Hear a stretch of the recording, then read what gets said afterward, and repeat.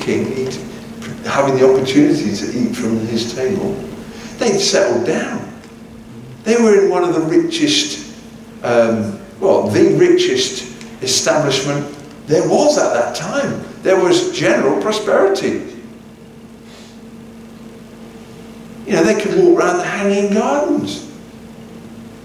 Yes, they weren't, in line to all of that, but it was still okay. Now, when the Israelites were in the wilderness, it used to be so good making bricks without straw. At least we got 3 meals a day, or at least, a bit of gruel to chew on. Now we just got this manna and stuff and this quail, and we never know where the next rock is going to open to give us water. And who's this chump leading us? Moses, whoever he calls himself. What does he know? To leave Babylon means leaving security. Yeah? Now, it was all that most of them had ever known. Because most of them now had been born there. Only the 70-plussers would have even known what that was like. So we're going to go across the scraggy desert for 600 miles to this place you've never heard of, but your parents yak on about it now and then, and it's going to be amazing. Would you take the journey? Didn't sound so rosy now, does it? If we get the context, because they had to go from somewhere that was comfortable. Now, I'm not saying it's perfect, but even the worst fitting shoes, after a while, they could become a little bit comfortable, don't they? It was familiar. Their surroundings were familiar. And when you tell someone to leave what's familiar, it's hard. It was reliable. It wasn't going anywhere. It was an empire after all. And they had to go across the desert. That's not a great prospect either. But this is what it says. It says, I am making a way in the desert, streams in the wasteland. I provide water in the desert, streams in the wasteland. What for? To give drink to my people, my chosen ones, the people I formed for myself, that they may proclaim my praise. So we are his people. He provides streams for us in the desert, gushing up from within us to becoming overflowing wells. But it takes faith, trust in him, to find the blessings in the valley. That's where the blessings are. They're in the valley. When does God do a miracle? When you need a miracle, which is generally not a great moment. Amen?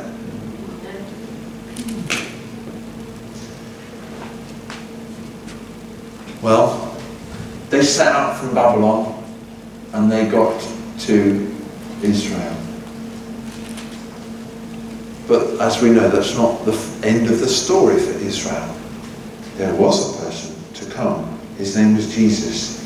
He was to be the source of that river, gushing out from the temple, flowing out to all the nations. Now, I know I've spoken about Ezekiel 47 before, coming out, and a story of a river running out from this, flowing east. I was just reminded of a leak in the kids' room this morning, just gushing out. I don't know where that's come from, but fortunately the plumber's coming on Tuesday, so we can sort it. Okay, so we've got to get out of our comfort zone.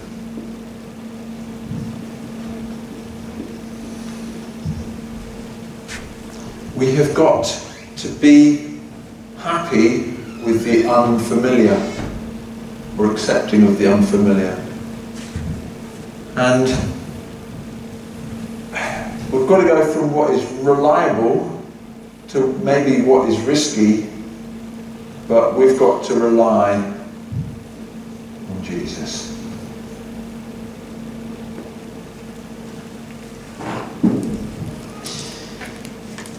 I'm just going to read a few quotes.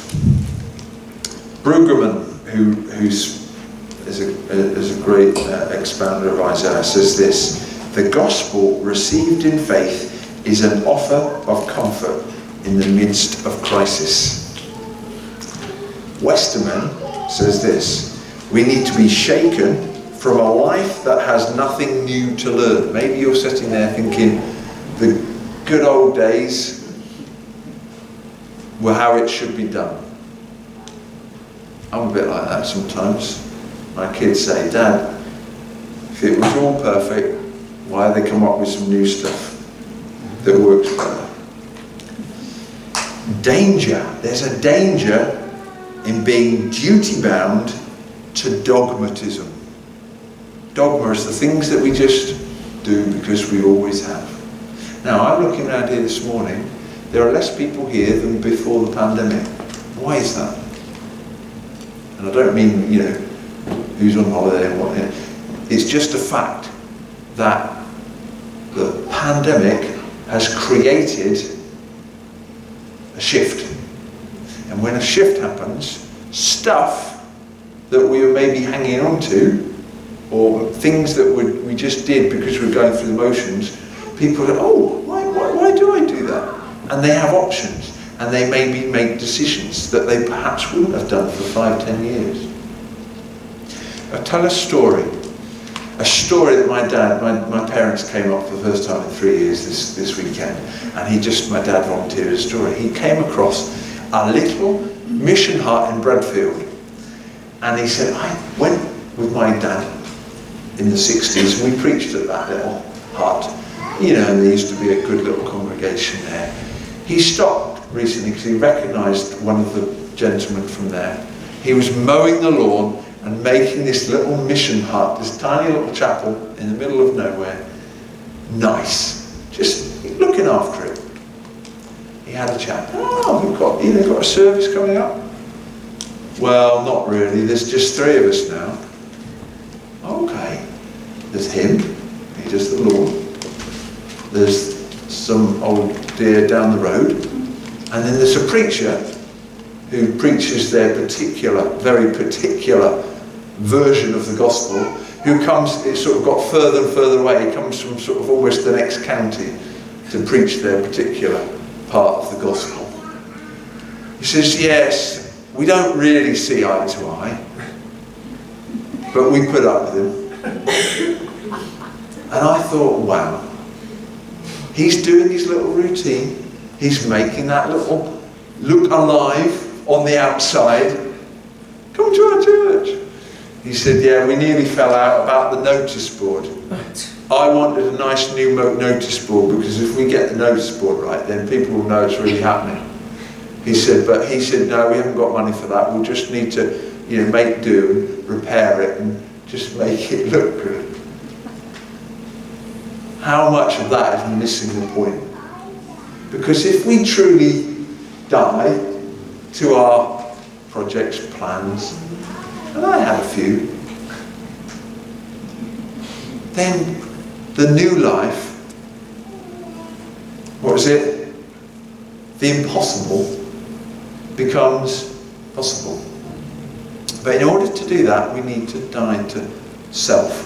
And we need to die to those former things. We need to forget those former things. So, we've got 15 minutes now. And I'm just going to ask you to get into small groups. I just want you to talk to one another candidly and honestly. What are the things, and I'm talking corporately for King Centre, okay, because we've all got individual things, we can go away and wear that, but not often we've got the time and the space to do this corporately. What are the things of King Centre and the way we do things that need to die in order to allow Jesus to come through with his plan? And just before we do that, a couple of things. It requires us the ability, although we enjoy the new wine, to not be concerned if it bursts out of the old wineskins. Yeah? The new wine often does really annoying things to the old wineskins. And there's one other part of this curve I just want to make clear. Let's not beat about the bush here, okay? Because this is the shape of the curve of church decline in the UK. In fact, has been for a while. Right? We're going to the valley. Now the guy who did the stats for it, called George Barner, he wrote a book. It's a great title. It's called Pulling Out of the Nosedive. Because if we choose to put our trust in him through faith, all things are possible. So, have a discussion in your groups. The question is this: what do we need to lay down? What needs to change or die?